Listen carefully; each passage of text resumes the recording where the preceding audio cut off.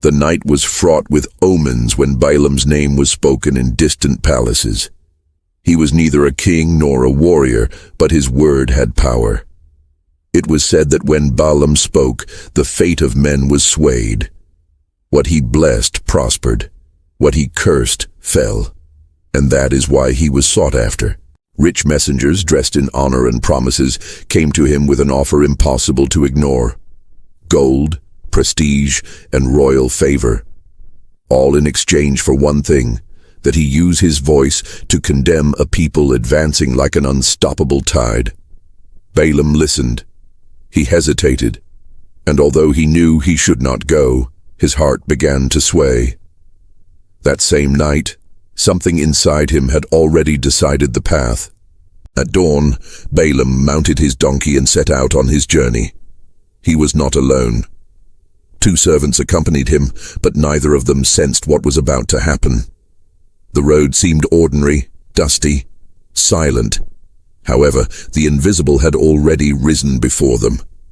Suddenly, the donkey stopped. Her legs trembled, her eyes stared ahead in terror. There, in the middle of the road, was a presence that Balaam could not see.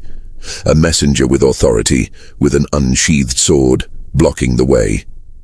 The animal, overcome with fear, turned away toward the field. Balaam, confused and furious, struck the donkey. They continued on their way, but the danger did not go away. The road narrowed between walls. Again the messenger appeared. The donkey, trying to escape, crushed Balaam's foot against the wall. The pain was immediate. So was the anger. Balaam struck her again, harder this time. A third time, the path closed completely. There was no way to turn, there was no escape. The messenger was there, relentless. The donkey simply lay down on the ground. And then the unthinkable happened. The voice that was heard was not human. It did not come from Balaam. It came from the animal. The donkey spoke.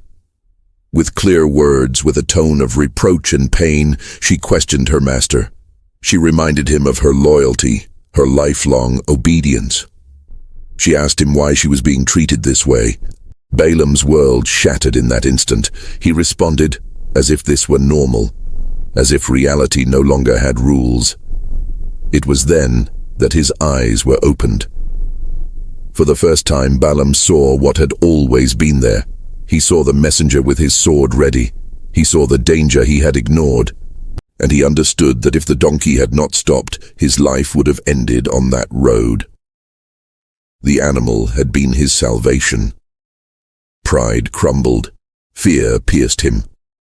Balaam understood that he was not the master of his gift, that his voice did not belong to him, and that the power he thought he controlled could turn against him. He acknowledged his mistake and confessed that he had moved forward without discernment, guided more by reward than by obedience. The messenger withdrew from the path, but left a warning that remained etched in Balaam's conscience. He could continue, but every word that came out of his mouth would be limited. He would not speak out of desire, ambition, or human pressure. He would only say what he was allowed to say. Balaam went on, but the journey was no longer the same. Every step was a test, every breath a reminder of how close he had come to death. He looked at the donkey with new eyes, not as a beast of burden, but as the instrument that had exposed his blindness. When he finally arrived before kings and multitudes, Balaam already knew a truth that many never learn. Not every call is approval, and not every open path is the right one.